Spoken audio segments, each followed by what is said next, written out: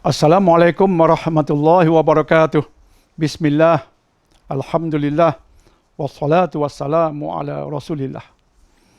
Alhamdulillah, terima kasih banyak tuan-tuan dan puan-puan masih sudi bersama-sama dengan channel Empire Minda DDD. Semoga channel ini mendatangkan kebaikan bagi tuan-tuan dan puan-puan, termasuk anak pinak tuan-tuan dan puan-puan. Saya mendapat beberapa persoalan pada kali ini untuk dijawab, dan saya memilih untuk menjawab hanya beberapa persoalan terlebih dahulu. Dalam siri-siri yang lain, insya-Allah saya akan cuba biiznillah menjawab soalan-soalan yang lainnya pula. Yang pertama yang kita kutip daripada soalan-soalan yang kita himpunkan ialah pertanyaan tentang Afghanistan. Dr. Daniel, apa pandangan Dr. Daniel tentang Afghanistan yang hari ini telah berjaya mengeluarkan tentera-tentera Amerika dari bumi Afghanistan? Apa pendapat Dr. Daniel? Pertama, saya nak mengungkapkan kalimat syukur, iaitu Alhamdulillah. Kita bersyukur kepada Allah, Amerika keluar dari Afghanistan dan yang terbaru keluar dari bumi Kabul. Dan Amerika tidak layak berada di Afghanistan. They should not be in Afghanistan. Itu bukan bumi mereka. Itu bumi orang Islam Afghanistan. Alhamdulillah, Amerika keluar dari bumi Afghanistan. Dan Afghanistan ini masyarakatnya agak luar biasa. Sebab sebelum ini telah berlaku 10 years war. Perang 10 tahun antara tentera Afghanistan ataupun antara golongan mujahidin Afghanistan termasuk Taliban dengan Rusia.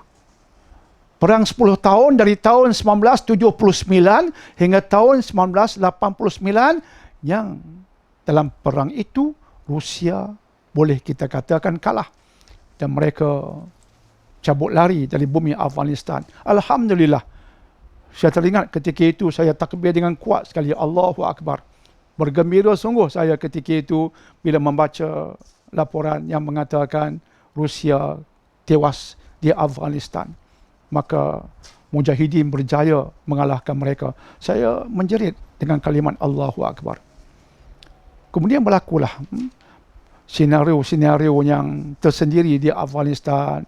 Dan berlakulah apa yang disebutkan sebagai pendegakan Islam yang ada unsur-unsur kontroversinya di Afghanistan, yang sedikit sebanyak menjejaskan imej Islam di persada antarabangsa dan juga di persada umat Islam sendiri. Itu juga berlaku.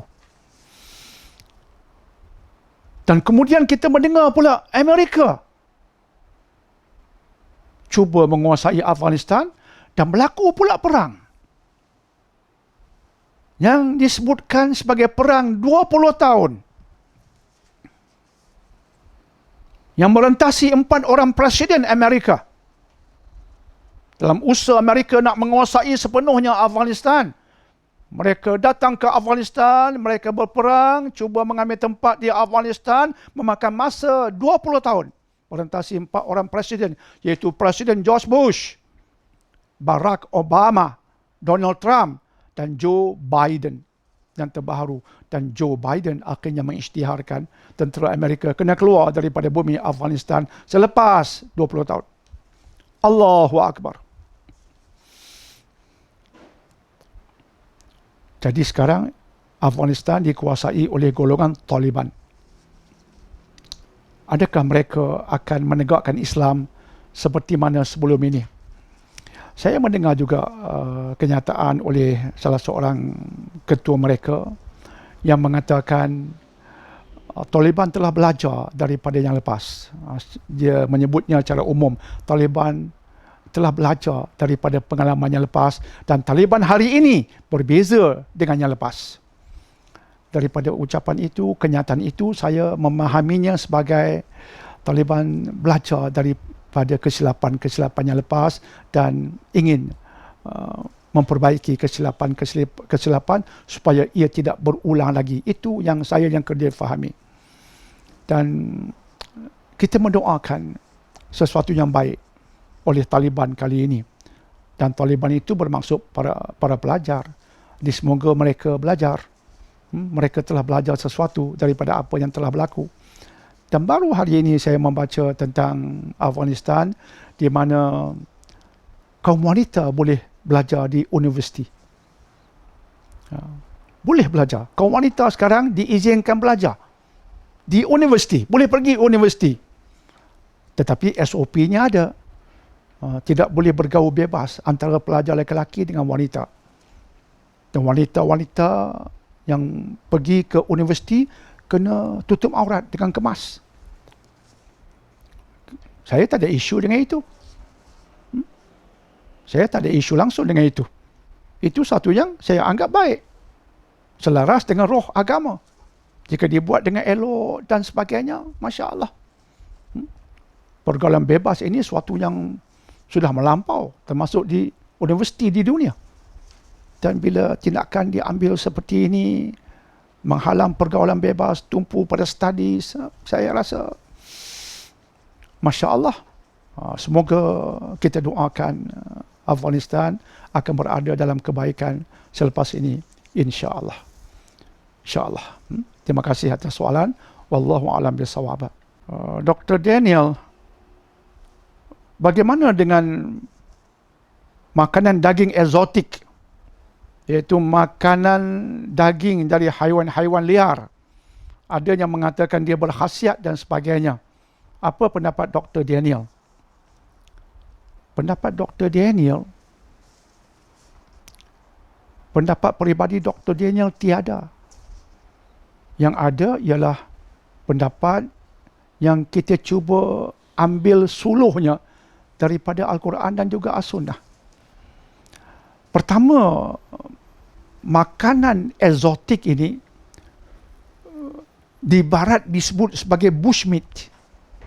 B-U-S-H-M-E-A-T, bushmeat. Iaitu daging haiwan liar. Seperti daging buaya, daging singa, harimau, monyet dan sebagainya. Ya, bushmeat. Dalam definisi orang barat, bushmeat ini meat from wildlife that are hunted for human consumption. Iaitu daging haiwan liar yang diburu untuk jadi makanan manusia. Pada tahun 2015, WHO telah memberi amaran. Amarannya ialah tentang list of emerging diseases. WHO menjangkakan selepas 2015 akan lahir pelbagai penyakit baharu yang diistilahkan mereka sebagai zoonotic diseases.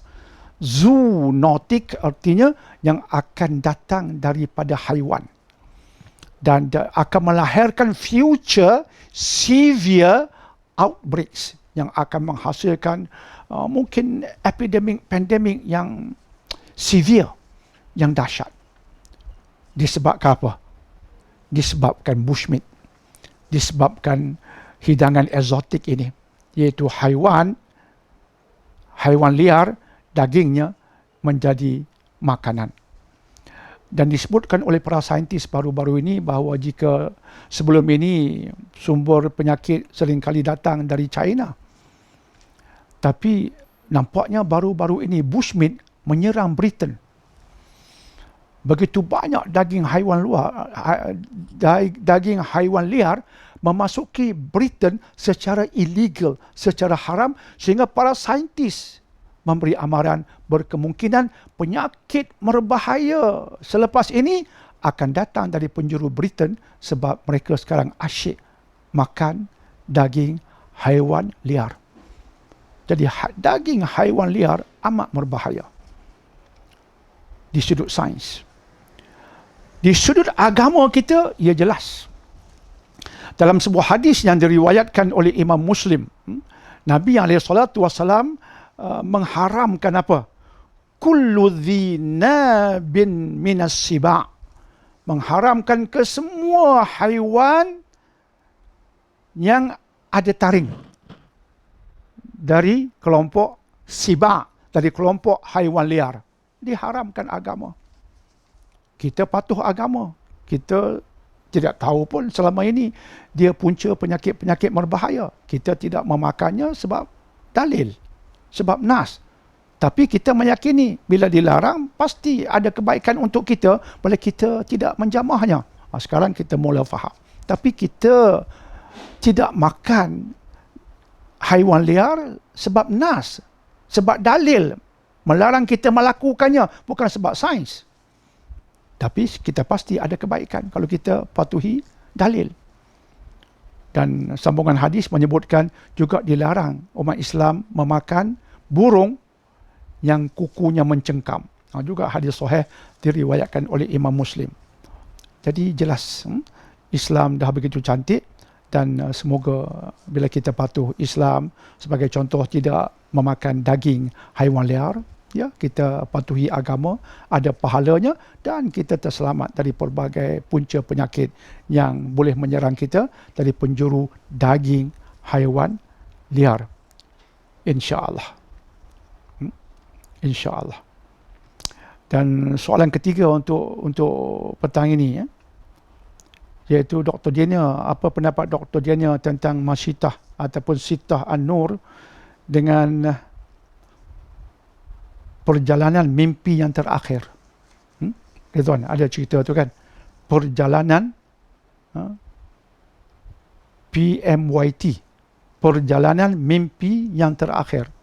Ya, saya ada membaca tentangnya selepas pihak polis menyerbu ke rumah beliau dan ya menangkap beliau. Dan beliau mengatakan beliau bermimpikan Nabi, disebutkan oleh berita harian boleh berinteraksi dengan para malaikat dan mendapat khabar dengan perantaraan mimpi tentang masa depan, tentang apa yang akan berlaku, tentang persiapan untuk bertemu Imam Mahdi selangkah demi selangkah. Dan beliau juga bermimpikan Nabi Muhammad sallallahu alaihi wasallam. Pertama, kita perlu faham, tuan-tuan dan puan-puan, tentang agama kita berkaitan dengan mimpi. Sebab sitah An-Nur ini ramai sungguh pengikutnya, dan saya terkejut ada dari kalangan mereka ini disebutkan sebagai kalangan yang belajar agama. Belajar agama. Sebab bila kita belajar agama, kita kena faham bab mimpi ini. Mimpi mengikut hadis sahih ada 3, kata Nabi SAW. Pertama, mimpi yang benar. Yang kedua, mimpi dari iblis dan syaitan yang menakutkan. Dan yang ketiga, mimpi sebab kita banyak berfikir tentangnya, banyak berkhayal tentangnya. Mimpi yang benar seperti bermimpikan Nabi SAW, mimpi dalam bentuk nasihat-nasihat yang baik, itu mimpi yang benar. Tetapi mimpi tidak boleh dijadikan pegangan.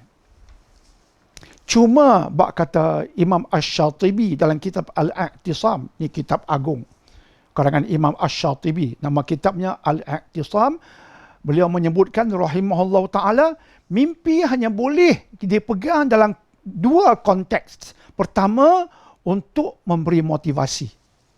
Datang orang tua dalam mimpi, kata jangan tinggal solat, kakak adik jangan tinggal solat, kakak adik jauhilah maksiat. Memberi motivasi, bagus. Dan perkara yang disebutkan itu memang sudah diajar agama, cuma datang nasihat. Ataupun dalam bentuk, kata Imam Ash-Shatibi, dalam bentuk memberi peringatan untuk menjauhi sesuatu. Itu okey. Jauhi pergaulan bebas. Memang sudah diharamkan agama pergaulan bebas. Cuma mimpi datang dalam bentuk nasihat yang melarang kita melakukan benda yang sudah dihukumkan haram oleh agama.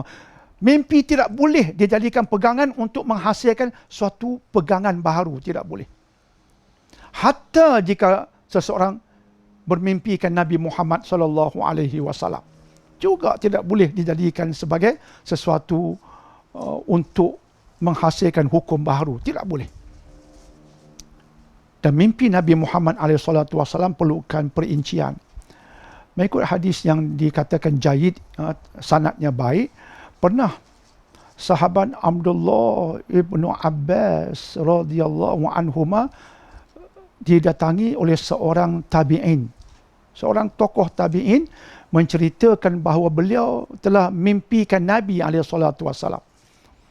Maka sahabat Abdullah ibnu Abbas tidak terus membenarkan mimpi itu. Dia bertanya, cuba ceritakan kepada aku rupa baginda. Lihat. Ini tokoh tabi'in. Sahabat masih tidak mau membenarkan mimpi walaupun disebutkan bermimpikan Nabi. Walaupun mereka tahu Nabi SAW pernah menegaskan sesiapa yang benar-benar bermimpikan baginda, maka itu benar. Sebab syaitan tidak boleh menyerupai baginda. Tapi kita kena ingat, syaitan boleh menyerupai makhluk lain yang nampak baik dan mengatakan dia Nabi. Itu boleh. Tetapi betul-betul menyerupai baginda, tidak boleh sama sekali. Jadi syaitan boleh memperdayakan kita dengan datang menyerupai seorang ulama yang warak dan mengatakan, akulah Rasulullah, percayalah cakap aku. Boleh memperdayakan kita pada hari ini.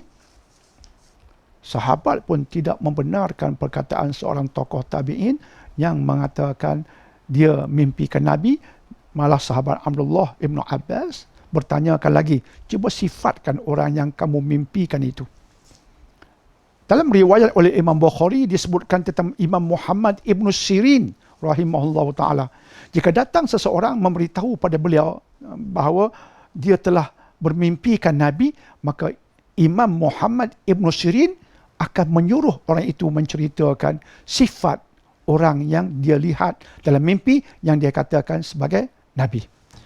Jika beliau mendengar dan beliau pada satu ketika pernah mendengar seseorang memberitahu dan dia kata ini bukan sifat Nabi SAW berdasarkan riwayat-riwayat yang sahih. Ini bukan sifat baginda. Yang kamu mimpikan itu bukan Nabi. Kita hari ini bila dengar orang tu kata dia mimpi Nabi, terus percaya. Ini agama. Cara beragama. Terus percaya. Tok Syekh tu mimpi Nabi. Senang sungguh kita percaya orang. Saya terdengar ada seorang Habib berceramah. Entah di mana. Tapi dia Habib. Dia mengatakan ada seorang wali bermimpikan Nabi. Nabi ajar 3 hadis yang tak ada dalam kitab-kitab sahih yang ada sekarang. Nabi baru ajar hadis ni pada wali ni. Salah satunya ialah jika seseorang bawa tasbih, simpan dalam baju dia, dalam jubahnya, dalam poket dia, walaupun dia tak bertasbih, dapat pahala tasbih. Wow. Lagi satu hadis, dikatakan wali itu bermimpikan Nabi yang memberitahu tentang kelebihan minum kopi. Kelebihan minum kopi, hadis berdasarkan mimpi, ini semua tertolak dalam agama. Imam An-Nawawi juga mengatakan demikian. Bab agama ini, kalau dalam bentuk riwayat, dia mesti riwayat yang diterima itu oleh seseorang yang menerima riwayat dalam keadaan sedar dari orang yang thiqah dan sebagainya. Bukan dalam bentuk mimpi. Jadi Sita An-Nur, saya tidak follow dia langsung. Tak berminat nak follow dia.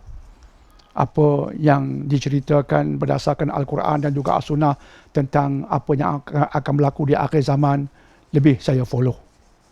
Dan mimpi manusia tentang akhir zaman, bagi saya tak ada kekuatan untuk kita percayainya dan dijadikan pegangan. Allahu a'lam bissawab. Jadi saya ingat itu dulu. Wassalamualaikum warahmatullahi wabarakatuh.